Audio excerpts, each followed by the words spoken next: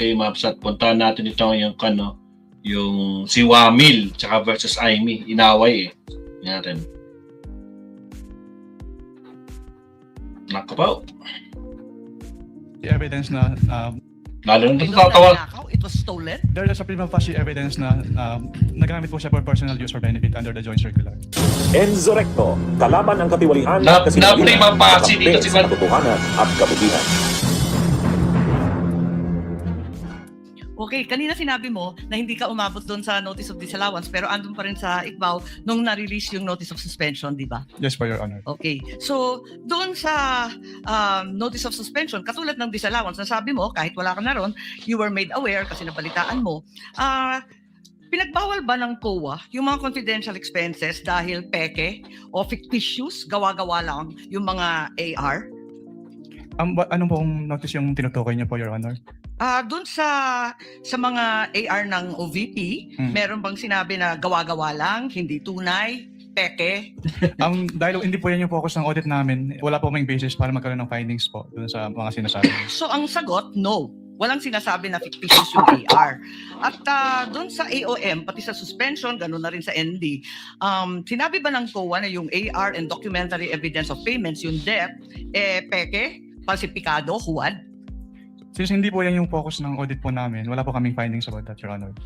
Sinabi ba doon na falsipikado yung debt at saka yung AR? Na it was forged, kumbaga? Wala pong ganong findings, your honor. Wala rin, di ba? At doon sa mga pangalan ng mga recipient ng award, tama ba ako sa pagkaintindi na hindi rin sinita ng COA yung mga kakaibang pangalan tulad ng Mary Grace Piatos, Andy Lim, etc. Ang sinabi at binanggit talaga ng COA ay yung mga datos na hindi tumutugma. Tama ba? Since what it is compliance audit po at wala namang provision yung circular as to the use of aliases, yes po, wala po kaming findings po. Kasi sabi mo nga, neither allowed nor prohibited. Tama po. So, doon sa AOM at sa notice of suspension, the names of these reward recipients was never raised by COA. Di ba? Yes po. Tama. Dahil nangyayari talaga na kakaibang pangalan ang binibigay kapag confidential or intelligence fund. Kaya isa pang tanong ko, doon sa notice of suspension, pati na rin sa ND, ang pagkaintindi natin, final ba ito o hindi? Kapag sinabi po kasing notice of disallowance under the joint circular, meron na pong obligation to restitute agad. Tama, final siya sa COA. Pero kahit ang desisyon ng COA, pwedeng dalhin sa Supreme Court para maging pinal na pinal. Di po ba? I-clarify ko lang po, kapag dumating na po kasi sa Supreme Court, Sa palpal na. ang ground na po dyan ay grave abuse of discretion amounting to lack or excess of jurisdiction. So wala na pong kinalaman po yung factual matters. Ganun nga, talaga naman na matters of fact, hindi naman rin na-raise sa Supreme Court. Tama ka doon. Pero hindi pinal. Pwedeng dalhin sa Korte Suprema. At no point, it is final. I-clarify ko lang po, yung decision po ng COA to restitute ay hindi po apektado nung pag-file sa Supreme Court. So kahit mag-file po sila ng petition for certiorari sa Supreme Court, kailangan na po nilang ibalik agad. Kasi yung Yun! petition for certiorari, hindi pa niya na-stay yung obligation to Naintindihan restitute. natin yun, pero hindi pa tapos ang kaso. Pwede pang dalhin sa Korte Suprema. Hindi ba? At saka doon sa notice of suspension, balikan ko lang. Was there a finding na ginamit sa pansarili yung mga confidential funds ng OVP? That is a presumption po under joint circular. Misappropriated by Kindly wrap up. That is a presumption po. Hindi po kailangan directly sabihin kasi nagkaroon po ng presumption. pero hindi sinabi. Sa madaling sabi, Pero dahil wala presumption talagang po siya, hindi po siya kailangan sabihin, Your Honor. Yun! Puto magis, sa palpal na sa palpal. Nakita niyo yun, isa pa, tinan niyo. misappropriated by Kindly wrap up. That is a presumption po. Hindi Pinagsabihan na siya ni Icon, pinagsabihan na siya ni Cheese. Kindly wrap up. po kailangan directly sabihin kasi nagkaroon po ng presumption. pero hindi sinabi. Sa madaling sabi, Pero dahil wala presumption talagang po siya, hindi po siya kailangan sabihin, Your Honor. Hindi kailangang sabihin. Ipinipilit talaga ni Baba Lina, mga kakabsat. Diyos ko, Lord Rudy. May pagtanggol lang ang kanyang beshi. Diyos ko po. Senator Judge ka nga talaga. Naintindihan ko, pero wala doon. Is there a COA finding na ninakaw ang confidential funds doon sa various AOMs and notice? Meron bang sinasabi doon na ninakaw? It was stolen? There is a prima facie evidence na nagamit po siya for personal use or benefit under the joint circular. Kaya nga, itutuloy ko lang yung tinatanong ko kanina dahil may nabanggit kayo ng presumption of misappropriation. Tama ba? For personal use.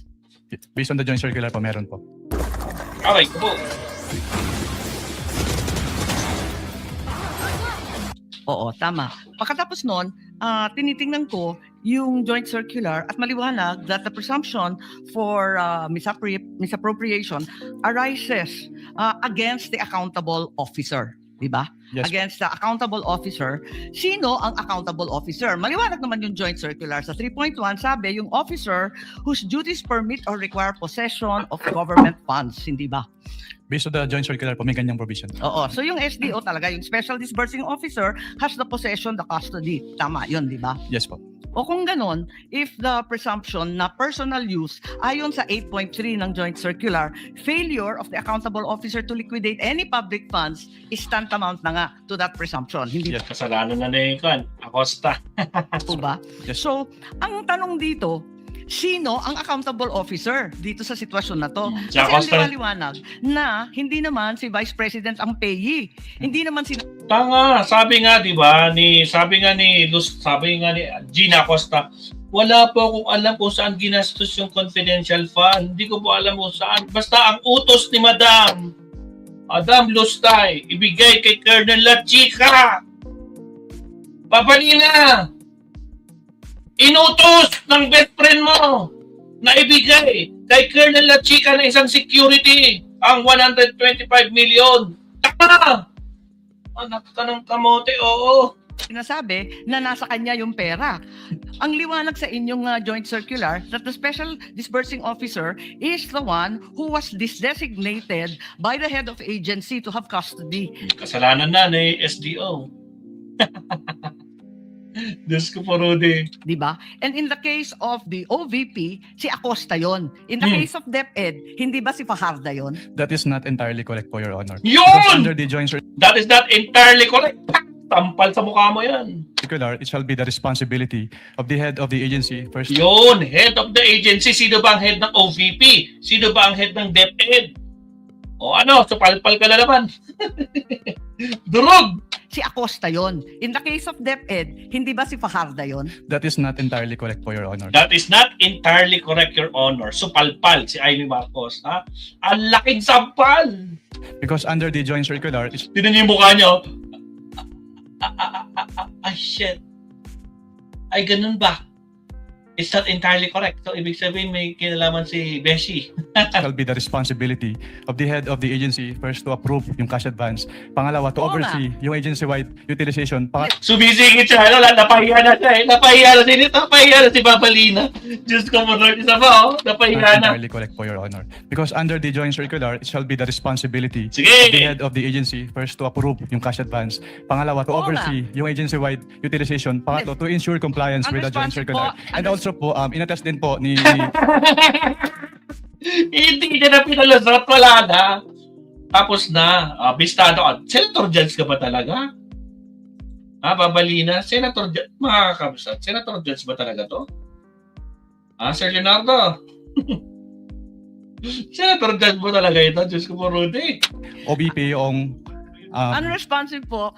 Ang tinatanong ko lang, hindi ba yung designated, yung SDO, si Fajarda lang, kasi Acosta, hindi si VP, hindi siya yung payee eh. Ang liwa-liwanag. pero ang sinabi niyo po kanina yung accountable officer. Kaya nga, so yung accountable officer, yung SDO, nasa JCD. Hindi lang po yan eh. si SDO po yung accountable Hindi, officer, or, Your Honor. ang sabi doon, head of agency or person. Tanga! Sino bang head of agency? Sino head of... Oh, galing na sa bunganga mo. Tanga! Si SDO po yung accountable Hindi, officer, or. Your Honor. Ang sabi doon, head of agency or Napaisip siya, ay shucks, nasabi ko head of agency. Sino bang head of agency? Eh di si Lustay, tanga! person designated. Oo, ang liwanag sa definition ng joint circular. Mag-yes or no ka lang. Kanina ka pa, inaaway mo ko lagi. Sorry po, Your Honor. But hindi po ako pwedeng mag-answer categorically since yun nga po yung provision But it's no, categorical. na yes or Why don't either you go yes back or to your either joint no po. circular? Yeah po. Kapag sinabi po kasing Doon categorical, sa it's either yes definition, po. ang liwaliwanag, SDO, kapag na-designate ng head of office, di ba? But hindi po kasi doon na nalilimit lang yung term na accountable officer kasi may other provisions na applicable pa din po with respect to the term accountable officer. Asan? Kasi napakaliwanag doon sa definition at napakaliwanag sa 8.3 ng joint circular. Yun nga po yung na-mention ko kanina. Interpretation na ninyo yun, Ay, hindi pinapalawak po. ninyo na andun eh. Head of office, Hindi head po of agency, or designated. Hindi po, Your Honor. Kasi yun nga po nakalagay po doon sa Sabi mo gen- kanina yes, ngayon no naman. wala po akong sinabing yes po, O Your sinabi Honor. mo kanina, oo, SDO nga in charge. Sinabi ko lang po kung ano yung kinonfirm ko lang po kung ano yung SDO po, Your Honor. Attorney Wamel, kindly avoid arguing with I Senator apologize Judge po, Your Honor. Marcos. Oh, sige po. And kindly wind up, Senator Okay, Judge okay. Marcos. Pwede lang itanong kasi nalito ako kahapon. Kahapon sinabi mo na si VP Sara lang ang first and only vice president that you audited na may confidential funds. Hindi ba? Sinabi mo yun, di ba? Yes po, Your Honor. Tapos kahapon, nung pinakita ng depensa, yung SARO na si VP Binay noong 22 December 2014, may binigay na 6 million kay VP Binay ang DBM. Alin ba ang totoo sa dalawang sinabi mo magkatunggali? Yung pinakita po kahapon ay special allotment release order po. Ano? So nagkakaroon po ng special allotment release order kapag Alam ko merong... kung ano ang SARO, matagal na, tumanda na po kami sa Yes, gobyerno. Pero hindi po kasi yan niliquidate sa ICPAO. So we wouldn't know if it was used Hindi, or pero not. ang klaro, may katibayan na hindi ka isa-isang VP, si VP Sara. Your Honor, since hindi po nagsabit ng liquidation, Teka. hindi din po... Teka, nandun ka na sa ICBAO noong 2014, sabi mo, di ba? Yes po. O kaya nga, Opo. o di kahit si VP Binay may confidential funds, the only VP audited was VP Sara. Ganun ba yun? Since si VP Sala lang po yung nagsubmit ng liquidation. Pero Ba't hindi mo alam? if I may clarify po, Ba't hindi Wind mo up. alam? Nandun ka na noong 2014. Dapat alam mo yun eh. if I may clarify po, Your Honor, since wala pong budget dun sa GAA as to confidential fund, at hindi naman po nag-liquidate si VP Binay nung kanilang Yung mga confidential papalida, sunog na naman. Hindi makalusot, no? Talagang gusto mong protektahan yung beshi mo. Kaso hindi ka nakapalag. Tandaan mo, attorney ang kaharap mo, bobo.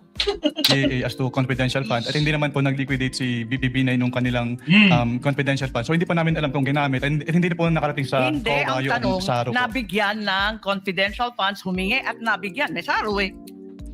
We wouldn't know Yun if lang it is naman ang used. tanong eh. Of course, you know, may SARO. Sinabi mo nga, totoo yung sarong yun. Anyway, alin ang totoo? Anyway. Si VP Binay o si VP Sara? Talaga bang totoo yung dalawa o iisa lang? We don't know. Based on our records po, si VP Sala lang po yung may liquidation. So maraming we don't know ang COA? Ganun ba yun? Based on our records po, si VP Sala lang po yung nag-liquidate nung confidential fund. Punyo, halikan na. Matragis sila balida. Hindi makalusot, no? Alak lang kamote, nag-enjoy tayo dito sigurado. Ay, Bongti, shout out ka sa Bongti. Diba? Ayaw patanggapin ni Aling Amy ng babalino. Yun na nga, ayaw magpatalo. Sa totoo lang, no? Buti na lang, no? Smart at matalino itong si attorney Wamil. Hindi nagpatilang. Diyos ko lang. Talagang dinediretso niya, Putragis. Biglang sumigit na si Kan. Huwag kayo nakikipag-argue sa Senado. Putragis, hindi na nga clarificatory nangyari. Cross-examination na ba yun? hindi na clarificatory. Anak ng kamote, oo. Anak talaga yun. Talagang gagawin lahat, no, para ma-protect. Pero wala. So, palpan. No? Durog na durog. Alright, last topic tayo sa time check is 11:23 para makapag-rest na tayo. Last topic tayo. Again, maraming salamat sa mga nito. At syempre, huwag kalimutan mag-like and subscribe. Maraming salamat. Last topic tayo. Here we go.